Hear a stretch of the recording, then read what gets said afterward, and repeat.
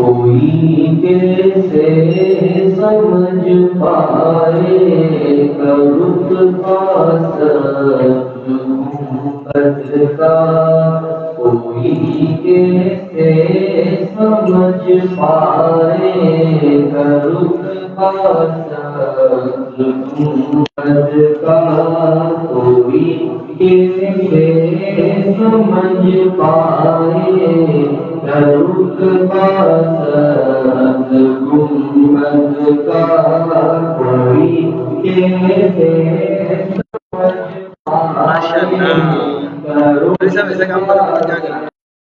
گنبد کا، کوئی کیسے سمجھ پائے گا رتبہ سبز گنبد کا، کوئی کیسے سمجھ پائے گا رتبہ سبز گنبد کا،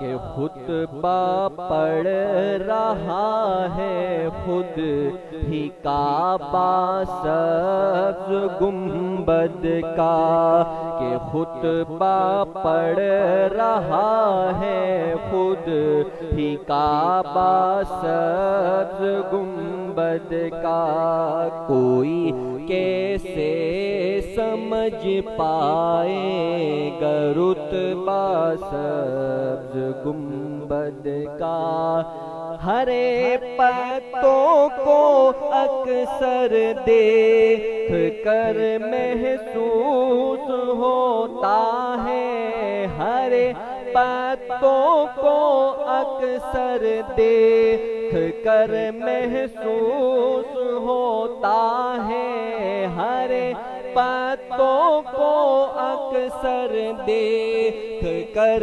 محسوس ہوتا ہے، درختوں نے سجا رکھا ہے طغرا سبز گنبد کا، درختوں نے سجا رکھا ہے طغرا سبز گنبد کا، کوئی کیسے سمجھ پائے گا رتبہ سبز گنبد کا، بڑی حسرت سے تکتی ہے نگاہ آسماں اس کو، بڑی حسرت سے تکتی ہے نگاہ آسماں اس کو، زمین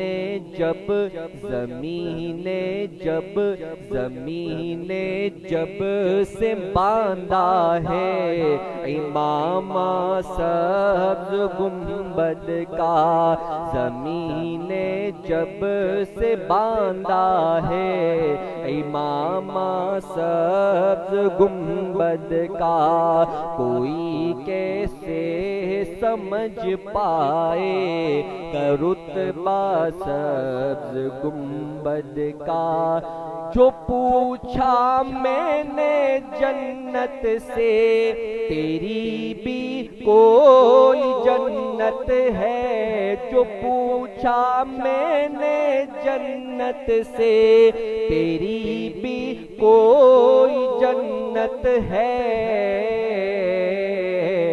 تو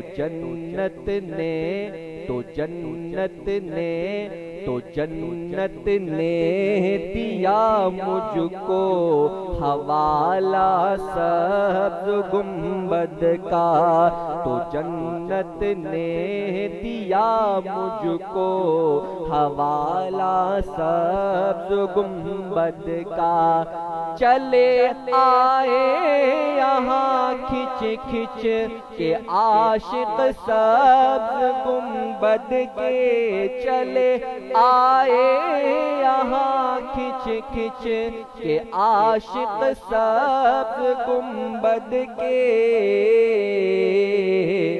اسد نے جس اسد نے جس اسد نے جس گھڑی چھیڑا ترانہ سبز گنبد کا، اسد نے جس گھڑی چھیڑا ترانہ سبز گنبد کا، کوئی کیسے سمجھ پائے رتبہ سبز گنبد کا، کہ خطبہ پڑھ رہا ہے خود ہی کعبہ سبز گنبد کا۔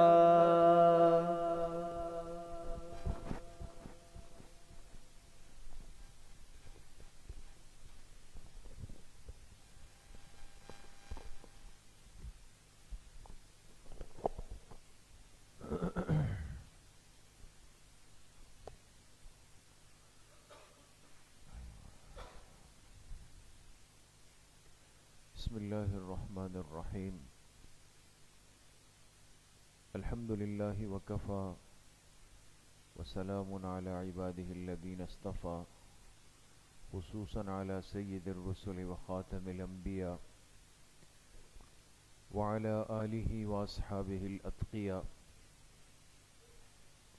اما بعد فاعوذ باللہ من الشیطان الرجیم، بسم اللہ الرحمن الرحیم، ومن يعظم شعائر الله فإنها من تقوى القلوب، وقال رسول الله صلى الله عليه وسلم من حج فلم يرفث ولم يفسق رجع كيوم ولدته أمه، صدق الله وصدق رسوله النبي الكريم، يا رب صل وسلم دائما أبدا على حبيبك خير الخلق كلهم۔ تمام احباب ایک مرتبہ محبت سے درود شریف پڑھ لیں۔ اللہم صل علی محمد وعلی آل محمد کما صلیت علی ابراہیم وعلی آل ابراہیم انک حمید مجید، اللہم بارک علی محمد وعلی آل محمد کما بارکت علی ابراہیم وعلی آل ابراہیم انک حمید مجید۔ میرے انتہائی قابل قدر دوستوں، بھائیوں اور بزرگوں، الحمدللہ آج اس مبارک سلسلے مقامات مقدسہ کی 8ویں مجلس میں ہم سب یہاں پر جمع ہیں۔ اللہ تعالیٰ آپ سب کی اس حاضری کو، اس بیٹھنے کو، سننے اور سنانے کو اپنی بارگاہ عالیہ میں قبول فرمائیں، اور ہم سب حاضرین و حاضرات، سامعین و سامعات کے ظاہر اور باطن کی اصلاح کا ذریعہ بنائیں۔ بات چل رہی ہے گزشتہ کئی مجالس سے کہ اللہ پاک کی بنائی ہوئی اس کائنات میں بعض مقامات ایسے ہیں جو نہایت ہی مبارک ہیں، مقدس ہیں، اور ہر انسان کی ایک آرزو اور خواہش ہوتی ہے کہ میں اپنی زندگی میں ان جگہوں کو، ان مقامات کو دیکھ لوں اور اپنی آنکھوں کو ٹھنڈا کر لوں۔ بلا شبہ ان میں سب سے اہم ترین مقام جو ہے وہ حرمین الشریفین کا ہے، اس لیے کہ یہ وہ جگہ ہے جس کو اللہ نے اپنے گھر ہونے کی نسبت عطا فرمائی ہے۔ مکہ مکرمہ کے اندر مسجد حرام وہ جگہ ہے کہ جس میں بہت ساری چیزیں ایسی ہیں جو مقدس ہیں، نسبت کی جگہ ہیں۔ ان میں سے کئی چیزوں کا تذکرہ ہو گیا، انشاءاللہ آج کی مجلس میں ہم بات کریں گے دو اہم مقامات پر، ایک ہے میزاب رحمت اور ایک ہے رکن یمانی۔ بات سمجھ رہے ہیں دوستو؟ کتنی چیزیں؟ دو چیزیں، ایک ہے میزاب رحمت اور ایک ہے رکن یمانی۔ جی سعودی عرب کی ایک اہم مقامات ہیں، ان میں مکہ مکرمہ میں اس وقت ہماری بات چل رہی ہے۔ جی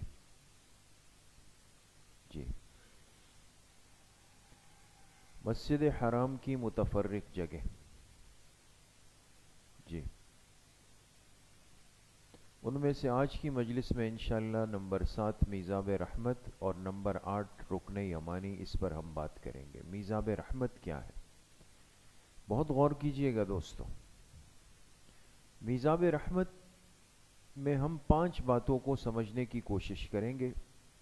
نمبر 1، میزاب کا معنی اور میزاب رحمت کہنے کی وجہ کیا ہے اس کو۔ نمبر 2، یہ میزاب رحمت کہاں پر نصب ہے۔ نمبر 3، میزاب رحمت یعنی پرنالہ جو ہے اس کی تنصیب کی مختصر تاریخ کیا ہے۔ نمبر 4، میزاب رحمت کی پیمائش کیا ہے، یہ کتنا لمبا چوڑا ہے۔ اور نمبر 5، میزاب پر کندہ عبارت وہ کیا لکھی ہوئی ہے۔ جی، یہ آپ دیکھ سکتے ہیں کہ خانہ کعبہ پر یہ میزاب رحمت لگا ہوا ہے۔ میزاب تو سمجھتے ہیں نا دوستوں، پرنالہ۔ ہمارے ہاں بھی جیسے عمارتوں میں، گھروں کے اندر پانی کی نکاسی کے لیے ہم ایک پائپ دے دیتے ہیں، پرنالہ اس کو کہتے ہیں، تاکہ پانی جمع نہ ہو، نیچے جاتا رہے۔ اسی طرح اللہ کے گھر کی خانہ کعبہ کی ایک چھت ہے جو اس کے اوپر ہے، اور اس کے ساتھ یہاں یہ پرنالہ لگایا گیا، اور پرنالے کو عربی میں کیا کہتے ہیں دوستوں؟ میزاب۔ کیا کہتے ہیں؟ میزاب کہا جاتا ہے۔ جی، اب میزاب کا معنی اور اس کو میزاب رحمت کہنے کی وجہ کیا ہے؟ جی،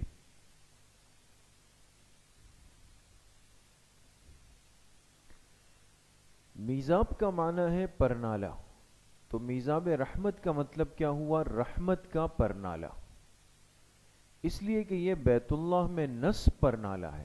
ظاہر سی بات ہے، عام عمارت میں تو نہیں ہے، اللہ کے گھر میں ہے، خانہ کعبہ کے اندر نصب ہے، جہاں ہر لمحہ، ہر آن یعنی ہر گھڑی لا تعداد رحمتیں اور تجلیات الہی برستی ہیں۔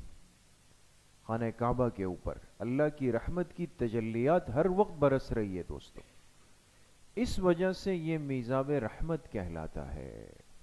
بات سمجھ میں آ گئی؟ رحمت کا پرنالہ یہ اسی لیے کہلاتا ہے کہ اس مقام پر اللہ کی رحمتیں اور تجلیات مسلسل مستقل برس رہی ہوتی۔ جی،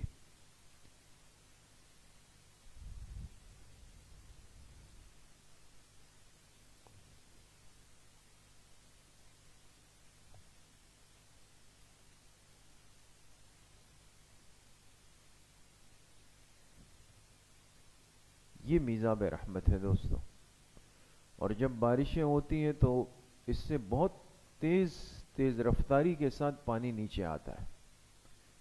جس وقت میں بہت زیادہ رش ازدحام نہیں ہوتا تھا، باقاعدہ لوگ اس کے نیچے کھڑے ہو کر اس پانی کو اپنے جسم کے اوپر ڈالتے بھی تھے۔ جی، دوسری بات یہ کہ یہ کہاں نصب ہے، آپ جانتے ہیں، اور یہ بات بار بار آ گئی کہ خانہ کعبہ کے کل کتنے کونے ہیں؟ 4 کونے۔ اب یہ کہاں نصب ہے، کہاں لگا ہوا ہے؟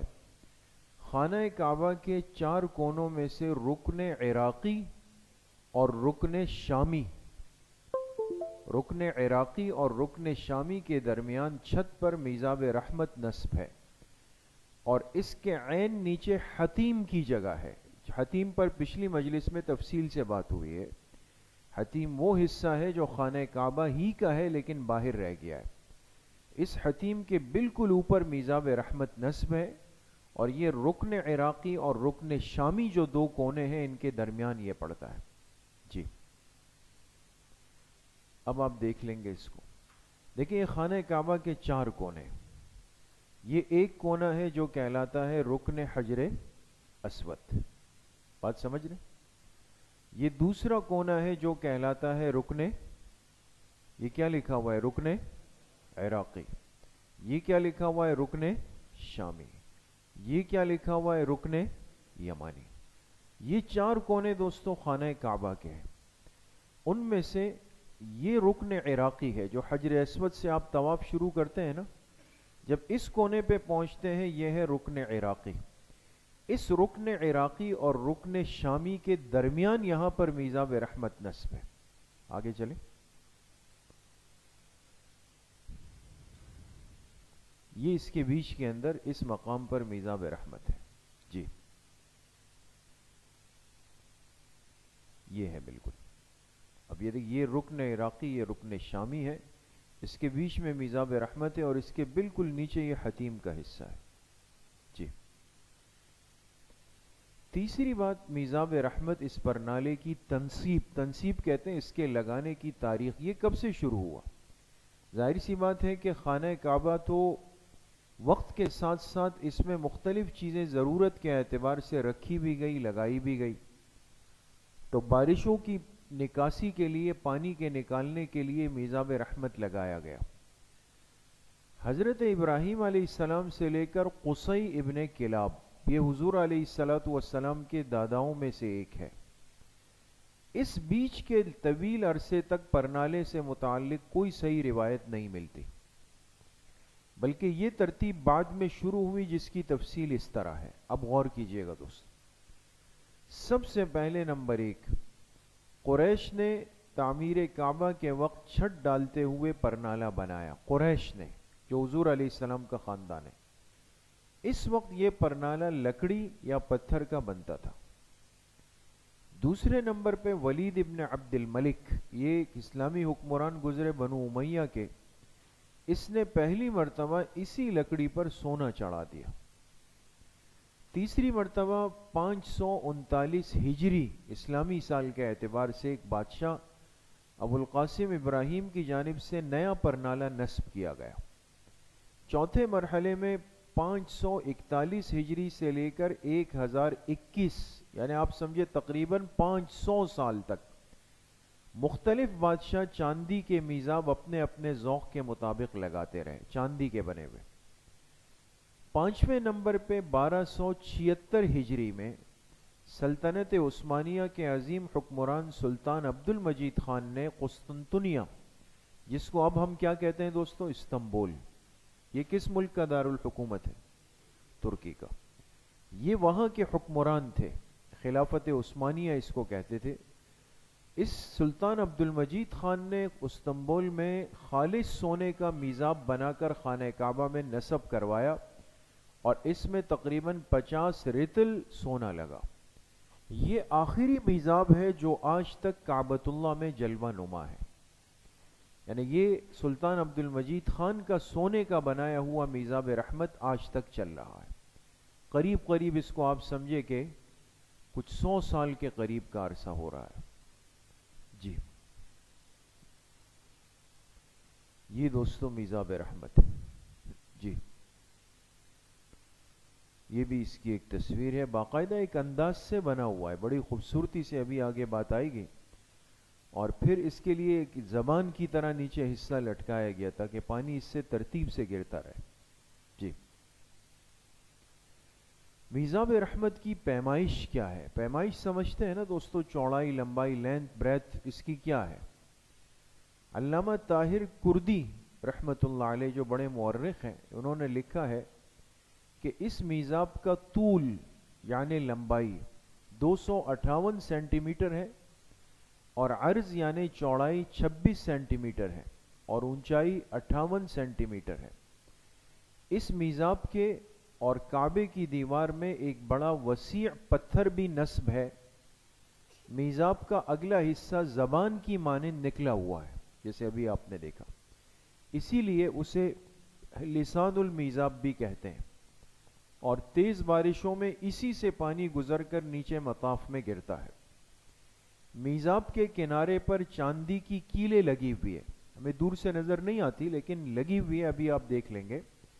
یہ جو میزاب رحمت ہے اس کے کناروں پر چاندی کی کیلیں لگی ہوئی ہے تاکہ کوئی پرندہ وغیرہ اس پر بیٹھ نہ سکے. جی، یہ دیکھیں دوستو، یہ آپ کو اوپر کچھ نظر آ رہا ہے؟ کیلیں کسی کو نظر آ رہی؟ یہ کیلیں اس پر لگی ہوئی، یہ چاندی کی ہے. یہ خالص سونے کا میزاب بنا ہوا ہے جتنا ہے. اور یہ دیکھیں اس کی ایک زبان سی لٹکی ہوئی ہے، اس سے پانی نیچے آتا ہے. یہ کیلیں بنائی گئی تاکہ کوئی پرندہ اس پر بیٹھ کر اس کو متاثر نہ کر دے. جی، یہ بھی آپ دیکھ سکتے ہیں بالکل. جی، یہ آپ دیکھیں کتنی خوبصورتی اور مہارت کے ساتھ اس کو نصب کیا گیا ہے. اور یہ کیلیں اس میں واضح طور پہ نظر آ رہی، دیکھیں تاکہ کوئی پرندہ وغیرہ اس پر نہ آئے. جی، اس میزاب پر کندہ عبارت کیا ہے؟ ہمارے جو ترک بھائی ہیں ابھی بھی ان کا بڑا ذوق ہے خطاطی کا، یہ بڑے خوشخط ہوتے ہیں دوستو۔ قرآن کریم کے سب سے خوبصورت نسخوں کا جو خط ہے وہ ترکی رسم الخط ہوتا ہے۔ ان کو ایک ذوق ہے، اس لیے مسجد حرام، مسجد نبوی شریف میں ابھی تک جو کچھ لکھا ہوا ہے نا، یہ ترک حضرات کے زمانے میں لکھا گیا۔ انہوں نے اس میزاب رحمت پہ بھی کچھ عبارت لکھی ہوئی ہے، یہ بھی سمجھنی چاہیے یہ چیزیں بھی کہ کیا لکھا ہوا ہے۔ دیکھیں دوستو، میزاب کے نکلے ہوئے حصے پر بسم اللہ الرحمن الرحیم لکھا ہوا ہے، ابھی آپ کو نظر آئے، اور اس کے نیچے واضح طور پہ یا اللہ لکھا ہوا ہے۔ کیا لکھا ہوا ہے دوستو؟ یا اللہ لکھا ہوا ہے۔ میزاب کے نیچے حصے پر بڑی ایک خوبصورت عبارت تحریر ہے، وہ عبارت کیا ہے؟ البیت الحرام اید ببقاء دولت الاسلام ما طاف بیتک الانام واحفظه من جمیع العالم بجاہ نسبت محمد علیہ الصلاۃ والسلام۔ یہ عبارت اس پر لکھی ہوئی جی۔ دیکھیں دوستو، نظر آ رہی ہے ابھی یہ کیا لکھا ہوا ہے؟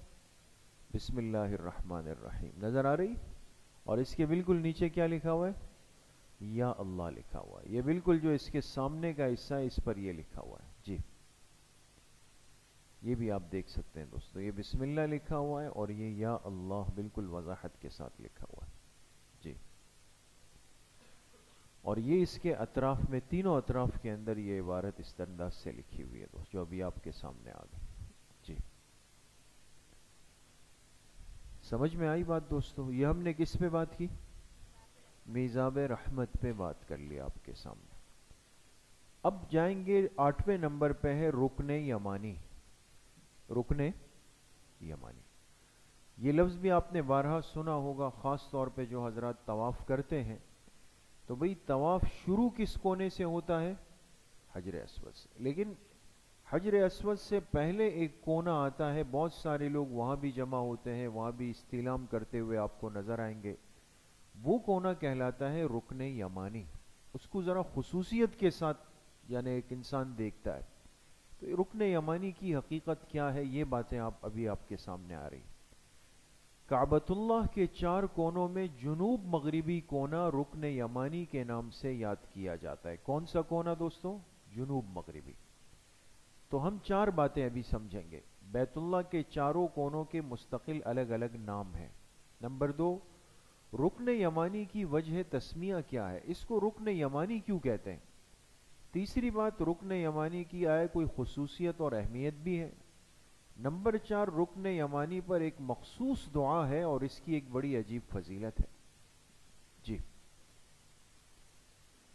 یہ دوستو آپ دیکھ سکتے ہیں کہ یہ سمجھانے کے لیے کہ یہ حجر اسود ہے نا، طواف یہاں سے شروع ہوتا ہے۔ کہاں سے شروع ہوتا ہے؟ حجر اسود۔ یہاں سے آپ کھڑے ہو کر طواف کا آغاز کریں۔ اس سے پہلے کا جو یہ والا کونا ہے نا، یہ والا کونا، یہ جو نشان بن کر آئے یہاں پہ، یہ دوستو ہے رکن یمانی۔ یہ کیا ہے؟ رکن یمانی ہے دوستو جی۔ یہ ہے رکن یمانی والا کونا، اس کو الگ ایک خصوصیت کے ساتھ اس کے حصے کے غلاف کو تھوڑا اٹھایا جاتا ہے اور اس کے اوپر ایسے ایک نقشہ سا بنا ہوا ہے اور اس کی یہ دیوار کا کونا نظر آ رہا ہوتا ہے۔ تو جب طواف کرتے ہوئے اس کونے پر پہنچتے ہیں تو آیا اس موقع پر کچھ کرنا ہے، اشارہ کرنا ہے یا بوسہ دینا ہے کچھ، یہ بات ابھی آگے آ رہی ہے، لیکن یہ کونا اس کیفیت کے ساتھ ہے، اس کو کہتے ہیں رکن یمانی جی۔ اب بیت اللہ کے چاروں کونوں کے الگ الگ نام ہیں، یہ بھی یاد رکھنے چاہیے ہمیں جی۔ 4 کونے 4 ارکان کہلاتے ہیں اور ہر ایک الگ نام سے موسوم ہے۔ دیکھیں، نمبر 1 مشرقی کونا، اس کو کہتے ہیں رکن حجر اسود۔ نمبر 2 شمال مشرقی کونا، یہ ہے رکن عراقی۔ نمبر 3 شمال مغربی کونا، یہ ہے رکن شامی۔ نمبر 4 جنوب مغربی کونا، یہ ہے رکن یمانی۔ یہ کتنے کونے ہو گئے؟ اور یہ چاروں ارکان کہلاتے، ہر ایک کے ساتھ رکن لگتا ہے دوستو جی۔ اب دیکھیں آپ کو سمجھ میں آ جائے گا، یہ 4 کونے ہیں دوستو۔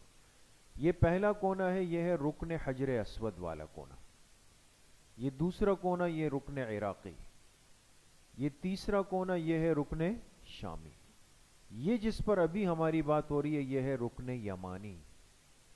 3 پر آپ نے دیکھا ایک گرین کلر کا وہ آیا سمجھانے کے لیے کہ اس وقت ہمارا موضوع رکن یمانی ہے دوستو. چاروں کونے سمجھ میں آ گئے دوستو؟ یہ جی. اب رکن یمانی کیوں کہتے ہیں اس کو؟ اس کی وجہ تسمیہ کا مطلب اس نام کے رکھنے کی وجہ کیا ہے جی. امام سہیلی رحمت اللہ علیہ اس امت کے بڑے امام ہے، اپنی کتاب الروض العنف میں لکھا ہے کہ جس معمار نے، معمار جانتے ہیں دوستو کس کو کہتے ہیں؟ جو تعمیر کا کام کرتا ہے، مستری. جس معمار نے یہ گوشہ تعمیر اور مرمت کیا تھا اس معمار کا نام تھا ابی ابن سالم. آپ اندازہ لگائیں دوستو صرف اس بات سے کہ اس امت نے اللہ کے گھر بنانے والے اس معمار اور مستری کا نام بھی محفوظ کیا. کل کو یہ نہ کہے کہ بھئی آپ لوگوں کے پاس کیا تاریخ ہے، کہاں سے ثابت ہے، کیا ہے کیا نہیں ہے. ہمارا دین نہ پوشیدہ ہے، نہ خفیہ ہے، نہ مبہم ہے اور نہ مجہول ہے دوستو. ہر چیز 100% واضح ہے. تو جس معمار نے یہ کونا بنایا اس کا نام کیا ہے؟ کیا نام ہے دوستو؟ ابی ابن. ایسا نہ ہو بعد میں آپ لوگ ابی ابن سالم پڑھے، نہیں، ابی ابن سالم تھا. اور یہ جو معمار تھا یہ یمن کا رہنے والا تھا. یمن ایک ملک ہے نا، اس لیے یہ کونا چونکہ اس نے بنایا تو اس کا نام مشہور ہوا کیا؟ رکن یمانی مشہور جی. اب تیسری اہم بات کہ رکن یمانی کی آیا کوئی خصوصیت اور اہمیت ہے بھی یا کیا ہے جی. بہت غور سے سنیے گا دوستو، آپ کے علم میں اضافہ ہوگا. حضرت ابراہیم علیہ السلام نے جب بیت اللہ تعمیر فرمایا تو اس کے چاروں ارکان یعنی چاروں کونوں کا استعلام فرماتے تھے. استعلام کا کیا مطلب ہے دوستو؟ اشارہ کرنا، دور سے اشارہ. جب ہم حج عمرے کی تربیتی کلاس پڑھاتے ہیں اس میں لفظ استعلام آتا ہے، اور آپ حضرات جب جائیں گے اللہ سب کو حاضری نصیب فرمائے تو جب طواف شروع ہوتا ہے حجر اسود والے کونے سے تو حجر اسود کی سیدھ میں طواف کرنے والا کھڑا ہو کر ہاتھوں کو ایسے کرتا ہے بسم اللہ اللہ اکبر اور پھر ہاتھوں کو بوسہ دیتا ہے. اس ہاتھ اٹھانے کو، اشارہ کرنے کو، پھر اس کے بوسہ دینے کو، اس کو استعلام کہا جاتا ہے. کیا کہا جاتا ہے دوستو؟ استعلام. حضرت ابراہیم علیہ السلام نے جب بیت اللہ تعمیر فرمایا تو اس وقت وہ اس کے چاروں کونوں کا یعنی رکن حجر اسود، رکن عراقی، رکن شامی اور رکن یمانی، چاروں کا استعلام فرماتے تھے. لیکن قریش کی تعمیر، آپ نے سنا پیچھے بات آئی کہ حضور علیہ السلام کا جو خاندان تھا قریش، انہوں نے بیت اللہ کی تعمیر کو نیا کرنے کا ارادہ کیا تھا، لیکن یہ شرط لگی تھی کہ حلال مال استعمال ہوگا. تو قریش کی تعمیر میں خرچ کی کمی کے باعث ایک حصہ باہر رہ گیا. ایسا ہی ہوا نا، ایک حصہ باہر رہ گیا جہاں اب کیا بنا ہوا ہے؟ حتیم بنا ہوا. تو رکن عراقی اور رکن شامی یہ دو کونے اس جانب آئے ہوئے ہیں دوستوں. کون کون سے؟ رکن عراقی اور رکن شامی. یہ قواعد ابراہیم علیہ السلام کے مطابق نہیں رہے، یہ اس کے مطابق نہیں رہے، اس لیے ان دونوں کا استعلام تو ترک ہو گیا. کون کون سے کونوں کا؟ رکن عراقی اور رکن شامی. اس کا استعلام تو اب نہیں ہوگا اس لیے کہ یہ اس ترتیب سے ہٹ گئے. البتہ رکن حجر اسود جہاں سے طواف شروع ہوتا ہے اور رکن یمانی یہ قواعد ابراہیمی کے مطابق رہے اور اب تک ہے، تو ان کا استعلام باقی رہا. بات سمجھ میں آ گئی دوستو؟ اچھا، اب ذہن کو سمجھا کے جائیے گا. بعض دفعہ انسان کوئی اور چیز سمجھ کے چلا جاتا ہے. عموماً جو احباب جا چکے ہیں انشاءاللہ جب سب جائیں گے تو ہم طواف کے اندر استعلام صرف ایک کونے کا کرتے ہیں. کون سے کونے کا؟ حجر اسود والے کونے کا. اور یہاں آج کی مجلس کے اس عبارت سے سمجھ میں آتا ہے کہ حجر اسود کے ساتھ ساتھ کہاں کا بھی استعلام ہے؟ رکن یمانی کا بھی ہے، یعنی وہاں بھی آپ اشارہ کریں ہاتھ کا. اور ہمارے بعض فقہا نے یہی کہا ہے، لیکن چونکہ ہم پاکستان، ہندوستان، بنگلہ دیش والے احباب، ہم فقہ حنفی پر چلتے ہیں مسائل میں۔ کس پہ چلتے ہیں؟ فقہ حنفی پر۔ تو ہم اس مسئلے کو تھوڑا سمجھیں گے۔ اب دیکھیے، چنانچہ کئی روایات میں ہے کہ آپ علیہ السلام نے رکن یمانی کا استعلام بھی فرمایا ہے۔ فقہ حنفی کے مطابق اس کونے کا استعلام لازمی تو نہیں، لیکن کر سکتے ہیں، لیکن اس کا بوسہ نہیں لے سکتے۔ اس کا بوسہ، حجر اسود کا تو بوسہ لینا ہے نا، کوشش ہوتی ہے کہ انسان اس کو چوم لے، اس کا بوسہ لے لے، لیکن رکن یمانی کا بوسہ نہیں ہے۔ استعلام اگر کسی نے کر لیا تو غلط نہیں کہا جائے گا، اس کو نہیں کرنا چاہیے۔ ہمارے احناف کے نزدیک جو ساری روایات کو سامنے رکھ کر انہوں نے یہی کہا کہ آپ علیہ الصلوۃ والسلام اور آپ کے بعد صحابہ نے صرف اہتمام اور پابندی کے ساتھ ایک کونے کا استعلام فرمایا، اور وہ حجر اسود والا کونا تھا۔ لیکن اگر کسی نے رکن یمانی کا کر لیا تو ٹھیک ہے، اس کو غلط نہیں کہا جائے گا، کوئی دم کچھ بھی لازم نہیں آئے گا۔ جی، یہ دوستو یہ ہے رکن یمانی والا کونا۔ جی جی، اب دیکھیں، لہذا استعلام تو دور سے کیا جاتا ہے نا، تو دور سے انسان اگر استعلام کر لے تو چلے، گنجائش ہے، لیکن اگر کسی نے ہاتھ رکھا یا بوسہ لینے کی کوشش کی تو یہ کراس ہے دوستو، یہ درست نہیں ہے۔ جی، یہ چوتھی اہم بات، رکن یمانی پر ایک مخصوص دعا ہے اور اس کی فضیلت بھی بڑی عجیب ہے۔ ہمارے ہاں بہت سارے حضرات جب حج عمرے کا سفر کرتے ہیں تو وہ کہتے ہیں بھئی کوئی خاص دعا ہو، کوئی خاص معمول ہو، کوئی خاص وظیفہ ہو۔ اور دیکھیں ان مجالس سے یہ کتنی خیر کی باتیں سامنے آتی ہیں کہ وہ اعمال جو صحیح احادیث سے ثابت ہے، اور وہ ہم اگر سیکھ کر جائیں اور ہمارے علم میں آئے تو کتنا قیمتی ہو۔ اب رکن یمانی پر ایک مخصوص دعا ہے، اس کی ایک فضیلت بھی ہے۔